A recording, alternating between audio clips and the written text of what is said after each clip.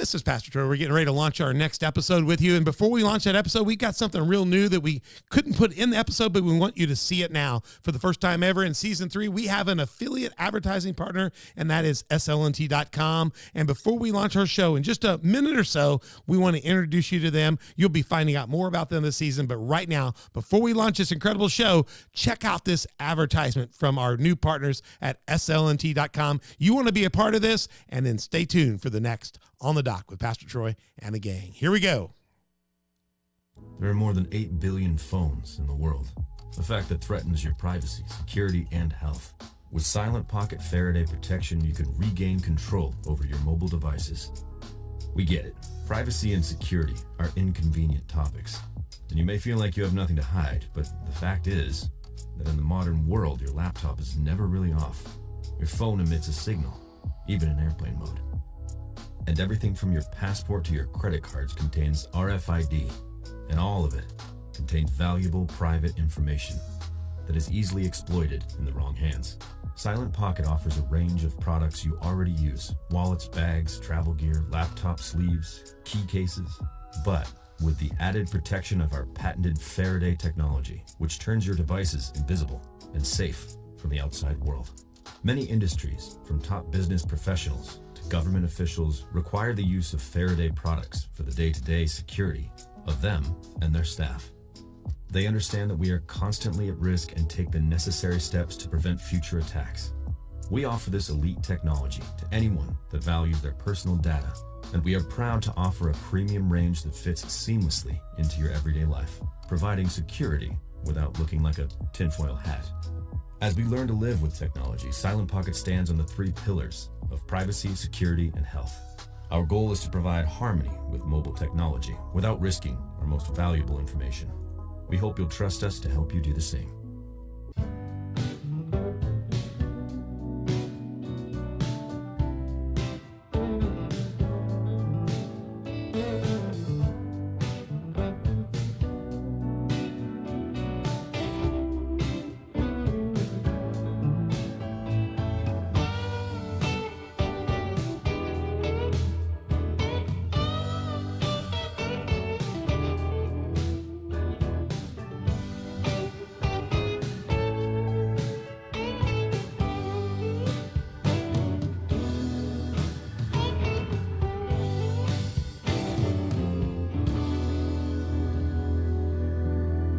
And we're on the dock here, .org.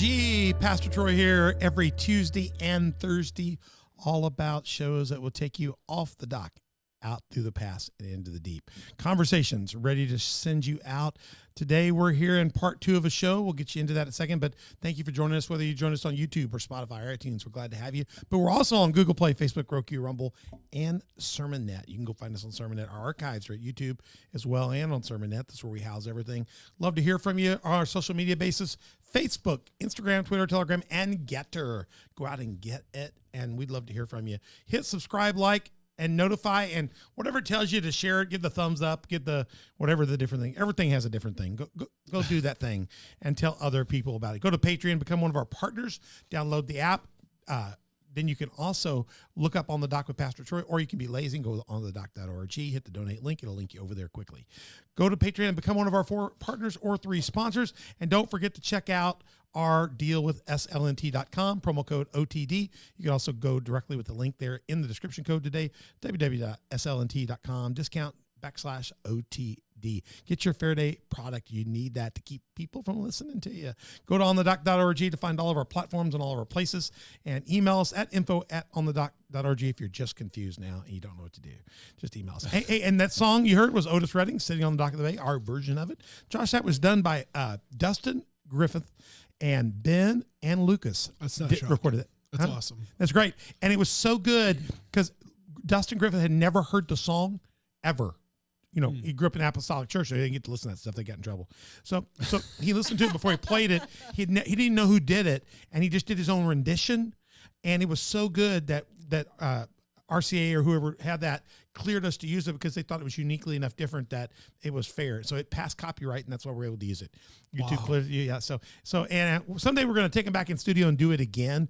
And just he says, I'd like to do it now, knowing more about it. So that's Otis Redding's song. It's one of my favorite songs. We're around the Cottonwood table here, just fantastic table here and in our studio here. So it's good to have Mother Beth on set with us again. Mother Beth, you doing all right today? I'm doing very well, thank you. All right. We're on studio, and we got Colt with us back there on the system. Colt has no microphone today, but if you go to Patreon and become a partner sponsor, we will get him a microphone again, and we'd love to have him. We have him and Donna both working that. Donna is our hashtag bring Colt back. Yeah, yesterday it was hashtag bring Donna back. Today it's hashtag bring Colt back. We have them mic'd and stuff on some up. There you go. Where did he go? His voice is gone. Donna's our executive producer, and she will be putting episodes out and be talking to you. She'd love to hear from you on social media, and she links things around. So if you want to say something to Josh and them, put it there. She'll forward it over to them, or go find them on Facebook. Is Crown Brew on Facebook? Yes. So you can find them there and go check that out. So Donna always gets that stuff out and gets her episodes out. And if you get questions, reach out to her. We're taking it to the street. Spotlight is a season 3 special series. We're doing 2 special series in season 3. One of those is to take it to the street. Spotlight. We're spotlighting about 4 or 5 different businesses, organizations in Southern Illinois. Crown Brew Coffee is one of those this year. Also, we're doing the series called Building a Stronger Church. And we had Josh in here this year to do his church, Kingdom Collective, and this is a whole different series we're doing, but we're doing these 2 this year because we want to, not only do we want to build stronger churches, but we also want to help build the kingdom's businesses. Yeah. There are people inside the kingdom. A lot of people don't realize when the church first birthed in Acts, Christians started forming. Well, immediately the Christians that formed came out of the Jewish church, and they ostracized them. Yep. So they became communities of their own, and they actually had to start doing business inside their own communities of faith. Absolutely. So they could survive because people ostracized them. Then they would start doing business with the Romans or whatever culture they were in. And in due season, not only did the church birth, but whole business industries and whole communities of business did. Crown Brew for me is a organization that is a business that works in Marion, Illinois, but they're an example of a Acts type business that would have been there for the Christian community. You don't have to be a Christian to come to Crown Brew, but when you come in there, you're going to experience a world that is led by the heart of Christians. Yeah. Taking it to the streets, we're here for the backstory, Josh, the challenges and the next moves. I got Josh Benitone here. He is my oldest son. Crown Brew Coffee took 3 seasons to get him on the show. He is here for our 184th unique broadcast, and he finally made it into the cut, son. You're like 184. No, he was hard to get. So my coffee's been here long before I have. His coffee was here on episode 1. Yeah. So from our first episodes, matter of fact, our test episode, we had his coffee cups. He's been on the stage many times. He's got Crown Brew Coffee Monday through Saturday, 7 a.m. to 5 p.m., Sunday 1 to 5 in Marion, Illinois. Look at that beautiful place. And here it is, the exterior on the north side, back side of the north side of the square of Marion, 107 East Union Street. Go check it out, crownbrewcoffee.com. So go back and watch episode 1, find out all the details. We got into that, the spotlight, the ethos of it. Josh, can you just refine us, just give us a little repeat of that mission, vision, core values? What that ethos one more time? Yeah, so our mission, really simple. It's to be a gift to our community. How we do that, vision, is we serve people. And this is how it looks at our values. I'll get into this probably more, but we serve amazing drinks. Mm-hmm. We serve our amazing community, and we serve our amazing team. That's amazing. That is good stuff. They've got these beautiful coffee drinks. We talked about these in the previous episode, but they also have food. We didn't talk about the food a lot in the last episode, so let's take a few seconds on the food here. You got just different. What's weird is you serve toast. But I have one guy in our church. His name's Daryl. Daryl's a cowboy. He's as cowboy as it gets. He's beans and ham and on the range and let's eat a prairie chicken, But he gets me almost weekly and says, "We're going to Crown Brew again this week." I got to get that toast. He's like, "I got to get that toast, and I want one of those new fancy fangled drinks." He's had enough of that coffee on the range and the old, what do you call it, the level 1 coffee? It's like the second wave. Yeah, he said that well, that's rough coffee there. Yeah. That's range coffee. So he'll go and he'll get this bougie stuff, and he thinks he's so cool. I mean, he brings people there now, he tells me. Yeah. And then I've got other friends that go there. I do most of my meetings there. I took a guy there last week to have a meeting, and he's a chef. His name's Matt. He's an IT guy, but he also has a chef background. And we went and just had lunch there. We ordered about 3 or 4 and we shared them. And this guy used to cook at Tom's, but when Tom's open, and top level, high level chef. And he said, man, this all's good, tasty stuff, fresh food. He said, we just had a blast eating about 4 things. Yeah. We ate the salmon, we ate one of these, one of those. We just had everything. And tell me about, how did you go from, okay, let me back up. You've got these beautiful coffee drinks. Yep. And then somewhere, I saw pastries come. Yep. You started pastries. Let me get over here. This is my picture. I'm sorry, my cookies. See my cookies? What, scones? Yeah, we've got scones, muffins, Pop-Tarts sometimes. And you did that kind of first, some bakery to go with your typical coffee fare. So we started, we didn't even have a cafe when we started. No. And then we were like, well, we do coffee, so let's get a cafe. And then we Because you started out, we'll get to that, but you started mobile. Okay, we started mobile. So then you make coffee, and then you're like, okay, well, now what do we need for not coffee people? Well, then he made like the lemonades and teas. And then you're like, well, what do we snack on? We do pastries, and you get down with pastries, and people are like, well, what about a meal? So you're going to ask, like, you know, where did the food come from, and why is it so unique? I've seen some toasts like this, a few other fancy places and bougie places, other places. I've seen a couple things kind of like this. So what's funny is, but not like this. You know, we do coffee really well. Yeah. But like if you go to another city, we're as good as any like major city coffee shop. Yes. Our food program is actually more impressive than our coffee program. It just doesn't get enough credit because it's called Crown Brew Coffee Co, not Crown Brew Toast Co. But sub-brand. Yeah. So I have a friend. These are my personal pictures. These are not his pictures. This is my food that I've ordered for events. So I just want to say that for the record. I have a friend who owns a few businesses, and he has a really simple saying that I just gets me. How you do anything is how you do everything. Yeah. And so there's a lot of people that they're maybe really good at coffee, right? And so then they think, well, we need all these other things. So they just start doing all this stuff, but that actually shows the heart. And so for us, as we've like added new things like pastries and then like toasts and bagels, if we're going to weigh time, make syrups from scratch, like intentionally do our coffee, what does food look like when you do the same thing? When you make everything from scratch, when you're intentional, when you craft and curate and build everything. So our toast had to be what the food embodiment of how we do drinks would be. Yeah. So if you have like a signature drink that's going to have a house-made syrup with a unique brew method, and you shake it and not stir it, and you serve it in a cool glass, you can't just like microwave a Pop-Tart and put it by that. No, right. No. So it's homemade Pop-Tarts. Right. And so when I talk about, they're so good. When I talk about like our values, you know, when we get into that and some of those things, you look at the food and you say, it's just the same principles. The same reason we have a beautiful space. We don't just go in and get the cheapest, quickest stuff. We designed our space. Yeah, I'm going to pop that space up. Look at this. Look at this space. Intentional. Yeah, like I built the bar, and my father-in-law and I, we built the stools, all the welding. We did all the woodwork. Just incredible, the whole room. Yeah, we had one of the guys who was on staff with us at the time. Even the wood on the stairwell was put up by you guys, right? Barn wood? That came out of a barn. We harvested that out of a barn. So it's reclaimed wood? Yeah, some of it came from a reclaimed place. Let me show this one. Bill got. Y'all built that background there, the shelves. Yep. Yeah, that wood, the big wood piece in the back there came out of that building itself. It was all the labor, really, the plaster. Just a unique. Came out of that one? Yeah, out of the stairway. I just have to, I'm going to tell everybody, I don't want you to dwell on this at all, but this building is gorgeous. I'm going to show you the exterior real quick.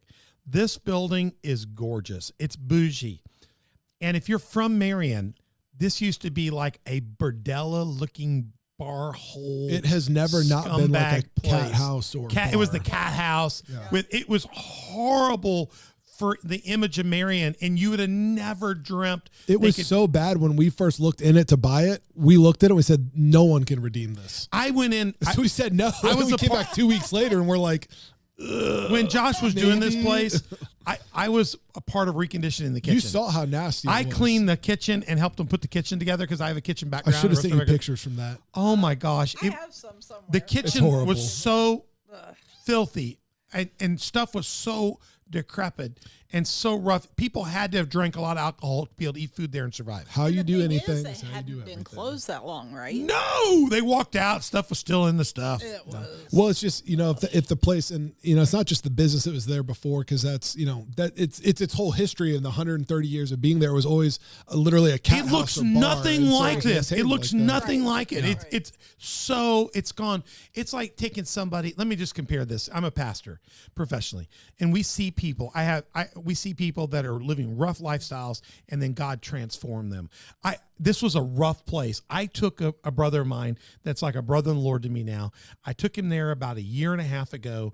I met him there because he challenged something I said on our TV, our COFTV.com, my church show. He made a comment to our online greeter that was kind of skeptical, hard knocks. And she wrote me and showed me what he had said. And I said, well, I'll meet with him. I'll take him on. I'll meet with him if he wants to. And he never had a pastor willing to meet with him. Yeah. So I decided to meet with him at Crown Brew Coffee. He doesn't like coffee. He likes teas. And this is a manly dude. He likes lavender teas. So he fell in love with Josh's place, just some lavender teas. He goes there now all the time to get it. And so we met there. And before I got there to meet with him the first time, I went in and told his staff that I'm meeting with somebody I've not met before. I don't know what's going to happen, but he's an atheist. Would you guys mind praying while I'm meeting with him? They were all back there having prayer service for me quietly while I met with him. And they were making sure we didn't get disturbed. And they brought I needed a couple things for illustrations. I ended up leading this guy to Christ, and he is in our church now. He's deeply involved. And I want you to know he was rough. He's right now working on getting a tattoo removed of the devil on his shoulder. Wow. He's trying to get that covered up and removed right now. He was really an atheist. And we went in that place, and that place was a bordello. That was a rough place, and he was rough. And it shows you what can come out of roughness if you let God get a hold of it. Yeah. And I saw God transform him, and he's here in church today. His whole family is in church today. And I've seen what's come out of this place. And it's a place that has transformed lives. I know it's a physical place, but there's an ethos we talked about behind it that's causing a place that was maybe used for a lot of rough things. I don't remember what happened last night type things. And now it's a place where God is doing a lot of things and meeting a lot of people. Yeah. So give us the backstory. How did you've got this food, you've got the stuff going on. But before you had this, I guess, let me say bougie coffee place. It looks great. Gosh. And before this, you were someplace else. And before that, it was just kind of how did you get here? That's a great question. I'm not a business guy. It's a path that the Lord took me on. And so the long and short of it was, at the time I was traveling a lot doing mission stuff. I was actually in Japan when this idea got birthed. At the time, what God was really challenging with me is churches and missionaries and nonprofits really, really great at spending money. Right. Businesses really, really great at making money. Right. Anytime missionaries, churches, nonprofits need money, what do? They call the business guy that they know, and they say, hey, you're good at making money. Will you write us a check? Right. And I looked at both of them, and I was mainly in like church, nonprofit, missions world. I'm like, we always need money from business guys. Business guys' problem is they make so much money, it ends up being almost a trap for them sometimes. Right. They need some things to like invest that and put that into. Right. And so God started something way back in my heart in 2013, 10 years ago, that was like, what does it look like when you can begin to get kingdom-minded businesses, that people who are gifted and anointed to create business, to create brands and make money, actually have a place to invest that money with the people who are really good at spending and investing into kingdom stuff. So it got this whole crazy brain thing going for me where it's like, I grew up and I understand ministry world. I know nothing about business world. So I just became fascinated during that time with studying guys who are Christian guys who started their own businesses and trying to understand, you've got the gift to create money. I understand how to spend those things and see like lives transformed by it. But I always feel like in ministry, you were at the mercy of the business guy, hoping that he would give to your thing. So I wanted to go on this journey of understanding, how do I generate, resources and then have some authority over where that's going. You're trying to look at a sustainable model. It's a sustainable missions model. And it's marrying things, because not everyone's going to be like, I'm going to do this just to, but it's partnering it up. How do you get guys who are anointed at spending and anointed at making?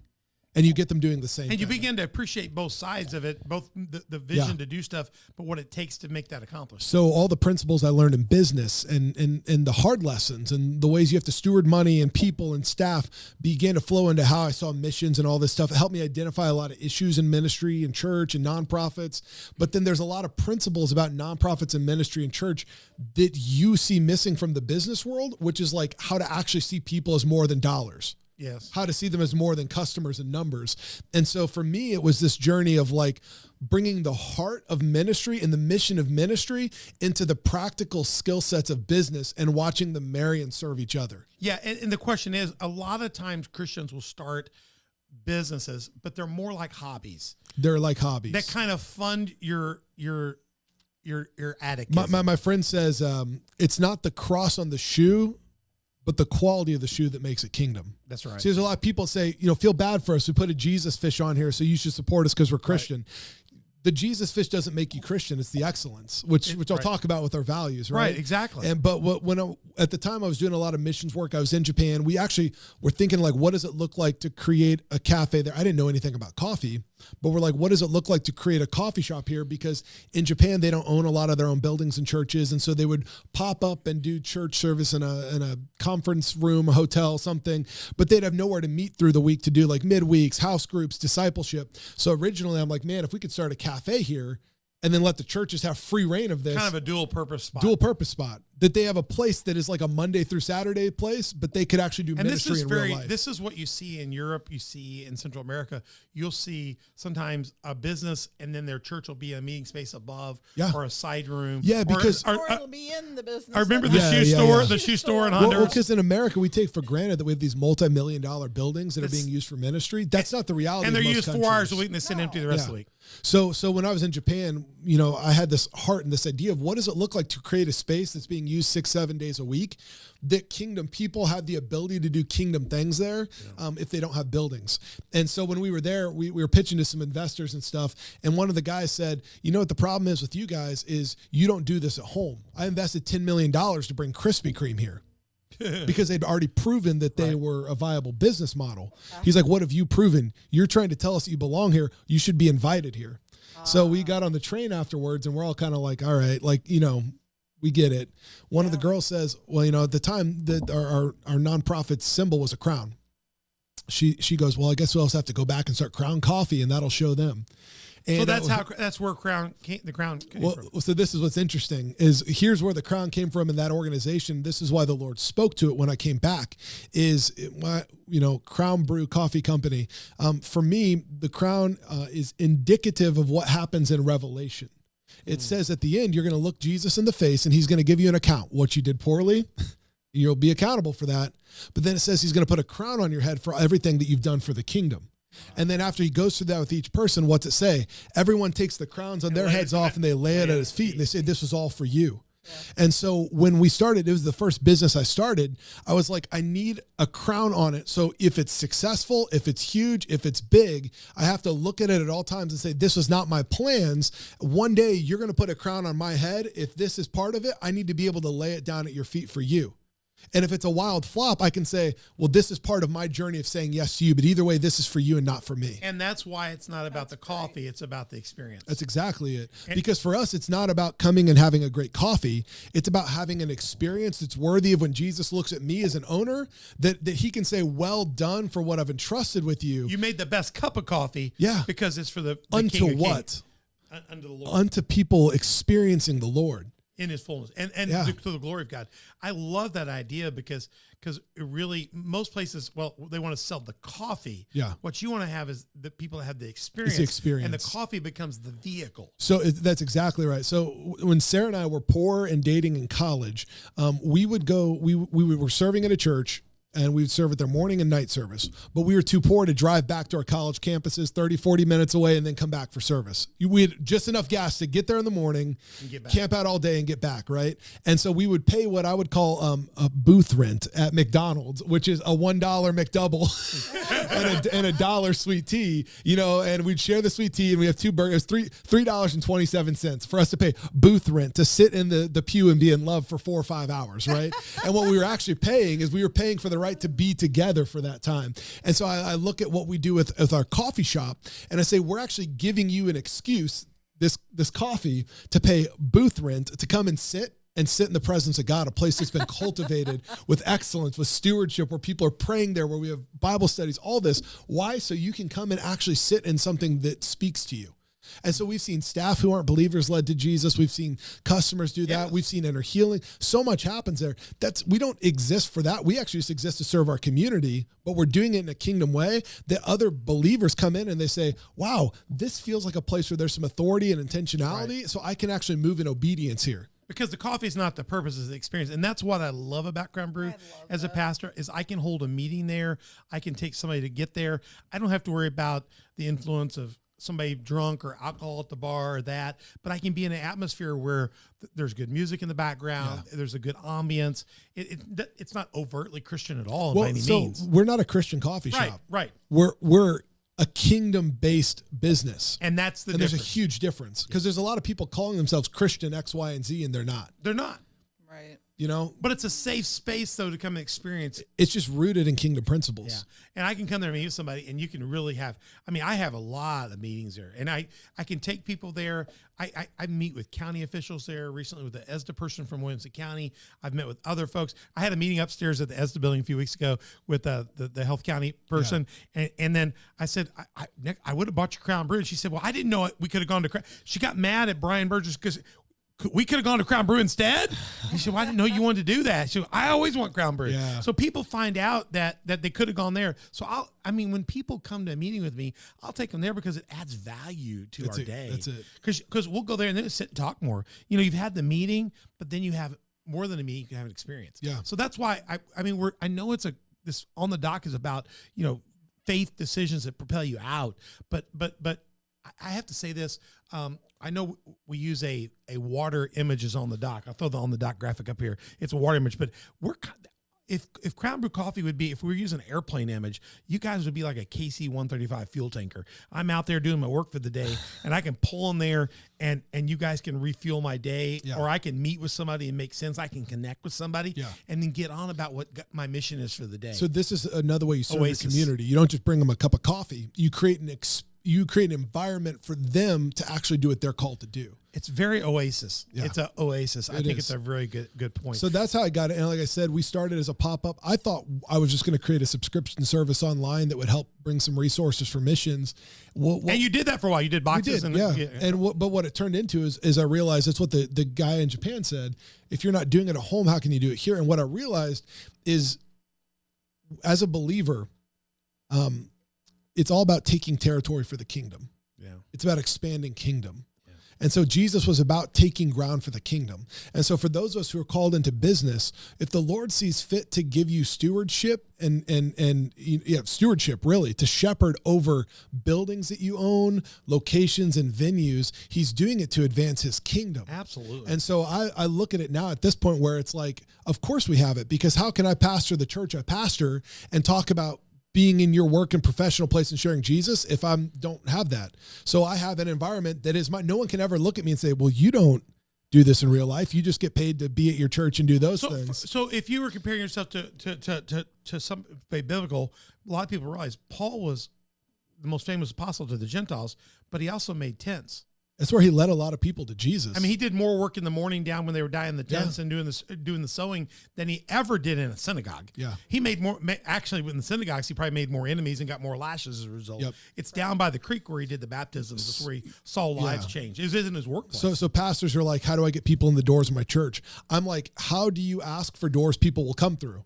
You go and create businesses that non-believers and we're not getting in trying to witness people. It's not that. It's that nobody's asking you about Jesus when you walk in. Yeah. It's just a safe place to experience Christ. Yeah. The good, and if you're not a Christian, it's not going to bother you a bit. It's not overt at all. It's not a Christian coffee shop where you got the local Christian music going, blaring, and a bunch of Jesus books for sale. Nothing wrong with Jesus books. What makes it kingdom based is it's our intentionality in everything we do, and it's how we're choosing to serve people.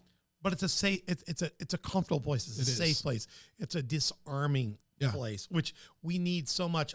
I talked to Josh just months ago, and I was just telling him how important his place is to our community, how important it is for me as a pastor.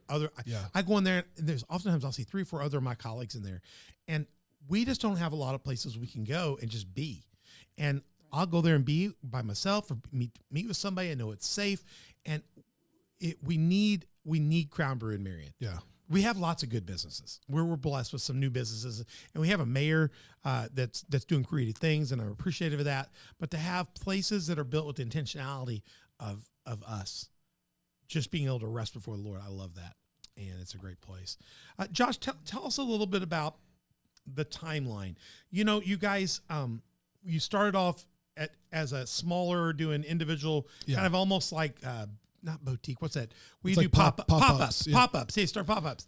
Everything was portable, Yeah. And then you went to Carterville. Then you moved to Marion. And then what's crazy is you got to Marion, and then we have COVID.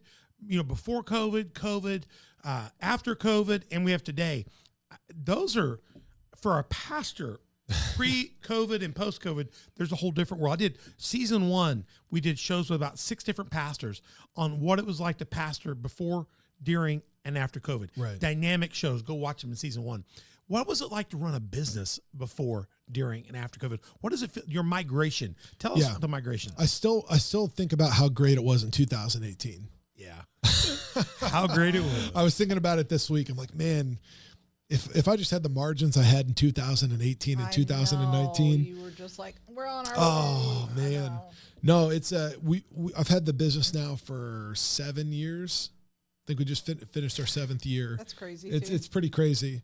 And we went from pop-up for the first 6 months to a cafe kind of fell into our hands, and then it fell out of our hands as quickly as it fell into our hands. And we'd outgrown it anyway, and we were in Carterville for a while, but just kind of learning. Like, we didn't really know what we were doing. And then we ended up, moving into Marion because we really felt like this is where God's doing things in our community. And I think he wanted to see Marion's booming. It's awesome. Yeah. It's booming. And, then we were in the middle of renovating our whole cafe when COVID hit. So we were already in shut the down, middle of the renovation. dead in the middle. Boom. So then we're now shut down even more. And then we had our grand opening day here in 2020 in October, just when we all stopped being shell shocked enough to come out and do things. And then we had a COVID outbreak on our staff, shut down the weekend of our grand opening. Right. I remember that. Then by the time a week later we get through our quarantines and stuff, the country had shut down again. Yeah.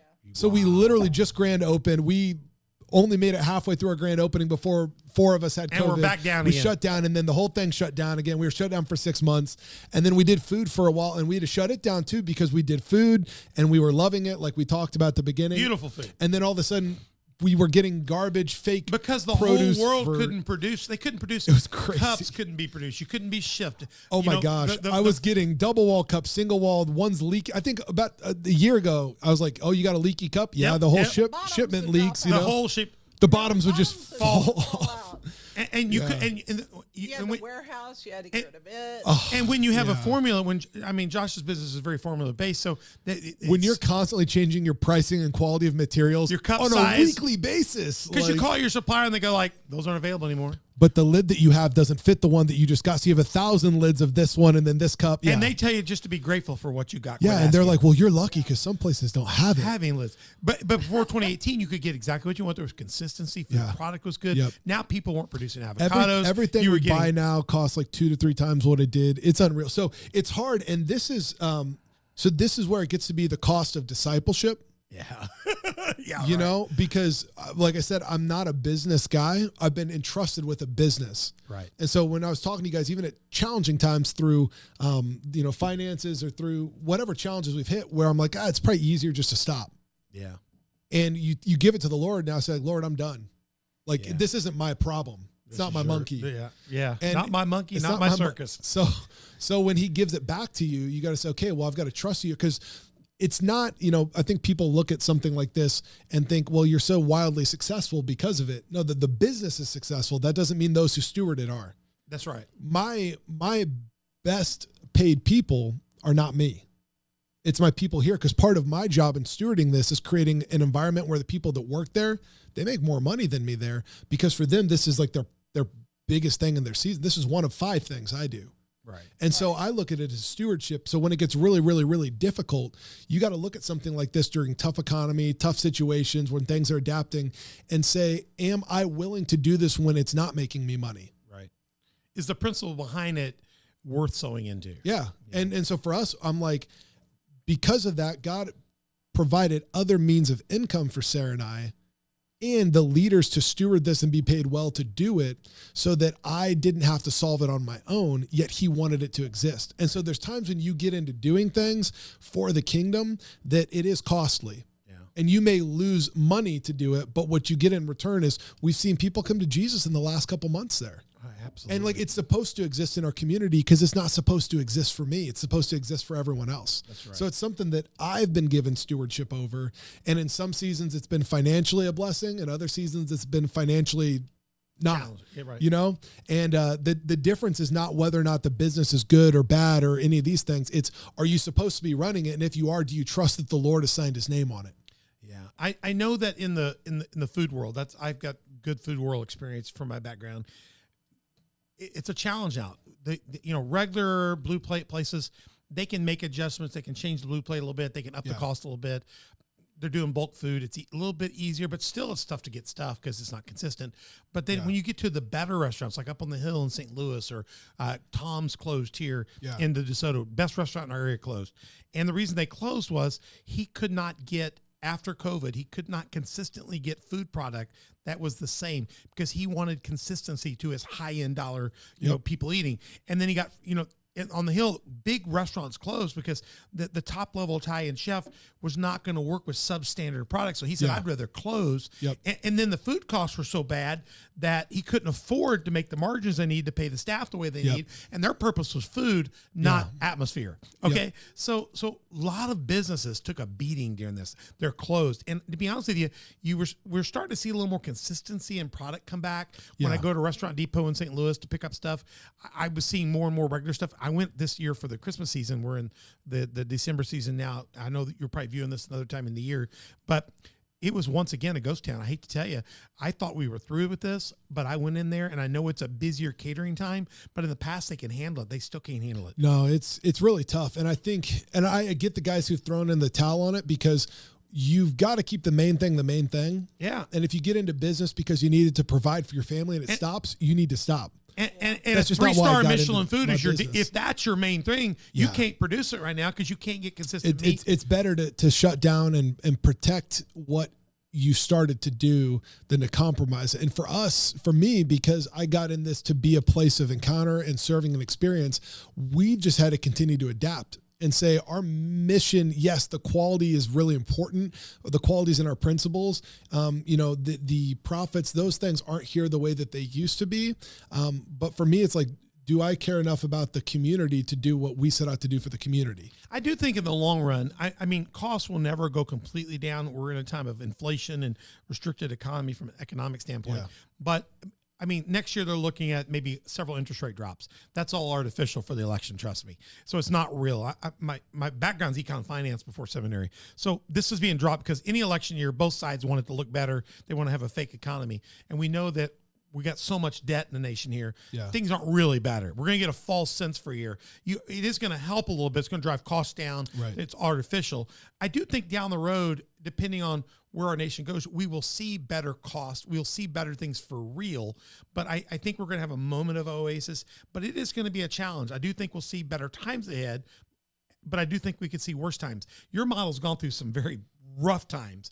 I do think there'll be a time. So I think for those that push through, God will find a way to bless you or find other connections to help you push through. Yeah. So that's what I say is you don't get into our industry to make a ton of money selling coffee. Think about how many $5 cups you got to sell to make $1 million. Right. A lot. You don't. And so what it's afforded for me though, in both the ministry world and in the other professional side is, what's unique is we see thousands of people a month. Right. We see people 2, 3, 4, 5 times a week. What a business and a like few ours people does, 3 times a day. I know some of them that come in there. Yeah. And what it does is it affords you the ability to have relationship and influence. You can use those things. And you got to add that value, but that's tremendous. But for your model, that's a value. So there's a reason why most wealthy, business guys, their 4th or 5th business will be some version of a restaurant, bar, or cafe. They're not doing it to make money at that point. They're doing it to have the face-to-face interactions, because you could be an amazing carpenter and only have 10 customer interactions in a year. I have 10 customer interactions in 10 minutes. And so you've got to, speaking strictly from a business side, is you have to understand what each thing does. These guys have these things that don't make a ton of money like this, because I can get in front of, 50, 60,000 customers in a year. That's more than most industries will ever see. Wow. And what you can do with that, whether that's to invest in the community, speak life into people, create income through other businesses you have, doing sales, marketing, whatever that is, those are tools that can be leveraged. And so you have to look at it sometimes and understand why you have what you have and how that fits into the bigger picture of what you're doing. That's amazing. And that's why I'm not like franchising out, because I'm like, I don't need to have 20 of these that are tough. I'd rather just, and this is kind of the future of what we're doing, is I'm not looking to massively grow this. I'm looking for it to be a gift to our community, to keep it small and intentional. Why? Because then we can know people, love people, see people, and do that. And then with the other things we do, in our lives, this doesn't become a burden. It stays a blessing. And so I think everyone thinks success looks like how big can it get? How fast can you get there? Actually, success, I believe, and doing things excellent, like if you want to succeed, it's not about how big and how fast and how quick. It's can you do good things sustained over a long period of time consistently? Yeah, absolutely. Look at this cup of coffee. That's quality coffee, incredible food, specialty drinks, hot teas and cold teas and lemonades. Tell us about the stuff on the table. You got some different things from the first show. You've got some of your product merch, but also some different drinks and stuff. Yeah. So we bottle a ton of our stuff in house. And it's so that you can have cafe ready stuff at home, at the office, wherever. We do stuff with local businesses where we deliver jugs of coffee to them and whatnot. It's the same stuff we use in cafe. Yeah. It's awesome because, again, a part of it's about like hosting and letting people have something that they're proud of. So instead of throwing them in the Keurig at the office, say, hey, I'm going to bust out like literally cafe quality latte. I've been at places, whether it be the Civic Center, or I've been at restaurants that are using your products, and it's really cool. Yeah, they're tailoring it all. It's really cool in the area. I go, I know that guy. I think stuff's great. So you got some merchandise, different products, so they're always changing. So you can check that out. You got to shop online. We're actually in the middle of completely update. Probably by the time this airs, it's going to be live again, but we're roasting beans to order online. We're roasting beans fresh every week. We're bottling stuff, merch. Yep. Fantastic. Tell us what's next. What I don't know, not necessarily evolution, but what's kind of on the horizon. What's coming up in this next year for you? What do you see from your model? Yeah, I think we've built a really new team in the last couple months. You go through waves, and to me, I look at my staff. They're a big part of my mission, and I want them to leave better than they come in. And we've had a lot of them that have had the opportunity to move on to the next school, career, married. I've seen them have their kids. They've done their There's stuff. so many that We've watched them grow up. And they got I know. They come in, they're in college, then they meet somebody and they get married. Next thing you know, they got a little kid. You see them pregnant, then you see them all delivered, and you see. So you want them to leave better than they come in. Yeah. And so I've had a really fresh staff over the last couple months and kind of been resetting who we are with this new group. And every time you get a new team, you kind of get a new thing to focus on. And so really in the next year, because I'm not, I've got a lot of other things I do besides this. As far as a business goes, I said, guys, our goals next year is to not change things. It's actually to be really consistent and do a great job of being reliable. The biggest thing I want to see is that because we stabilize a little more with a newer team, that we're in the community more. That we're back at some of those things and just like supporting, whether we make money or not in it, but being present and being loving able to people. show up and maybe do some affordable events and things like that. Exactly. And just being out there because the name, because we've created so much value with like the excellence of what we've done. When you see the Crown Brew name at an event, it actually elevates the event as a whole. Absolutely. The quality of the vendors elevate the event. So when you have like high level vendors there, so being able to go places, even if it's break even or a small loss, but for the sake of saying, we love and support this as a business, we're here to endorse it.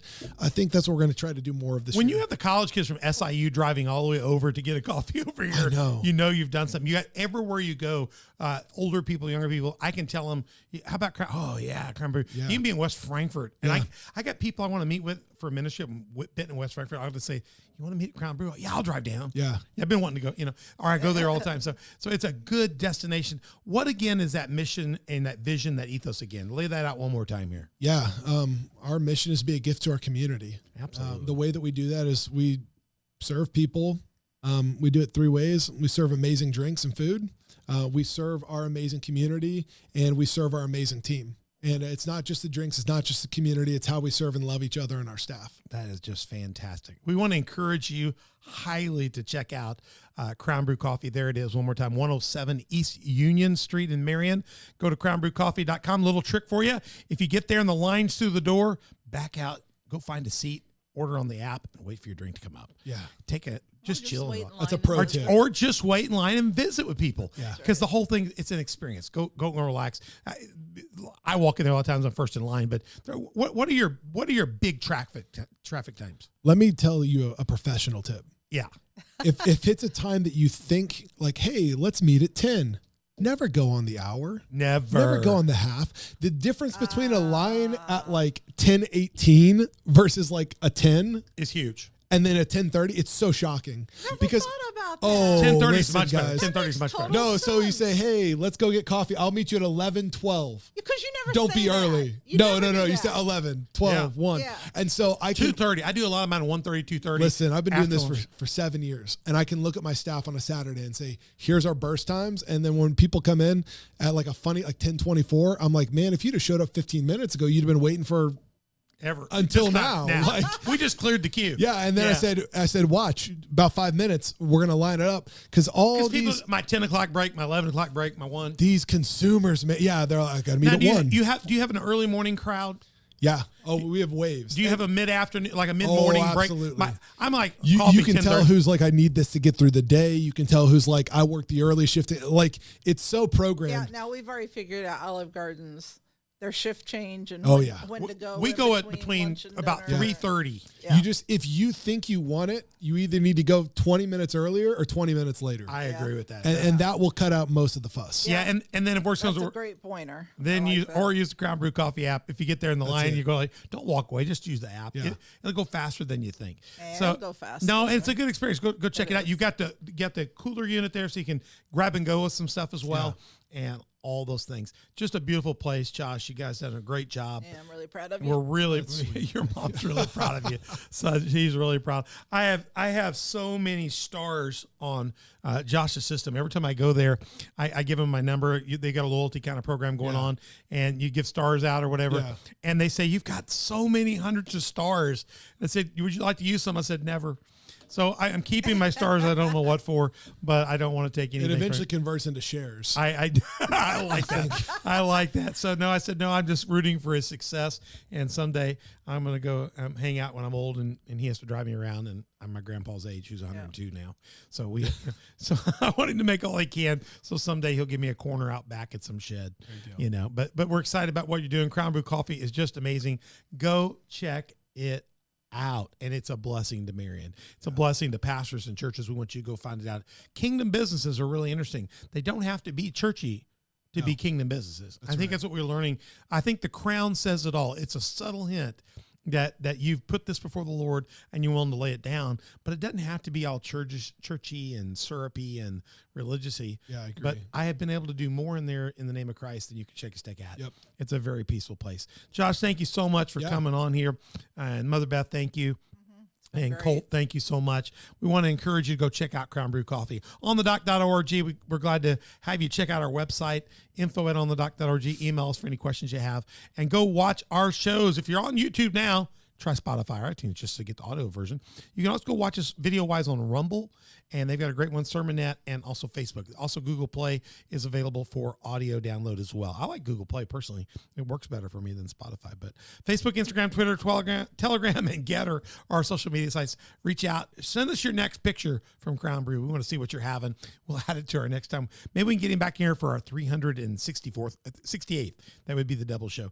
Get him back in, find out what's that. So 184, so it'd be 360. 4 or something like that.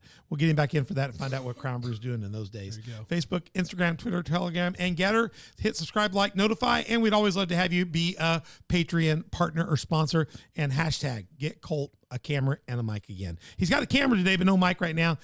Be our partner or sponsor. Find out how to do that. Go to slnt.com. Promo code OTD. You can use that on the regular website and get all of our discounts and all of our shipping and all of our special deals. Or go to www.slnt.com/discount /OTD, which stands for On the Dock. If you don't have a church home, we'd love to have you at Community Faith Church, 10 o'clock on Sundays, Wednesdays, 6:30. Go to coftv.com to find out more about us. You can go view us, check us out. If you're in Southern Illinois, we'd love to have you. And Josh also pastors a church called Kingdom Collective. Yeah. 10 o'clock on Sundays, kc-church.com. Check that out as well in Marion. It's a great little church there. You'd love to be a part of that. Go try that out, but get in church someplace. On behalf of Mother Beth, my lovely co-host, and Colt, my tech, and our team here with Donna, we hope you will continue to watch for more releases for On the Dock. We have many more taking it to the street spotlights coming up, and don't miss our Building a Stronger Church series and many more things happening in this season here at On the Dock. Keep checking us out at onthedock.org, and we'll see you back real soon. I'm Pastor Troy. We'll see you soon. Take it easy and drop by Crown Brew and get a cup of coffee.